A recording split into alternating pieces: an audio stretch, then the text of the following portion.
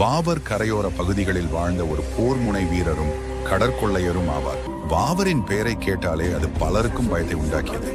ஒருமுறை ஐயப்பனுக்கு வாவர் சவால் விடுத்தார்.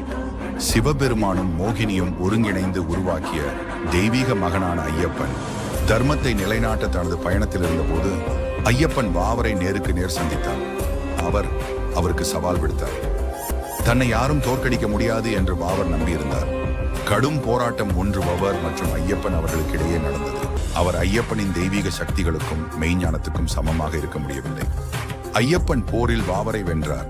வாவரை தண்டிக்காமல் ஐயப்பன் அவரை மன்னித்து நட்பை வழங்கினார்.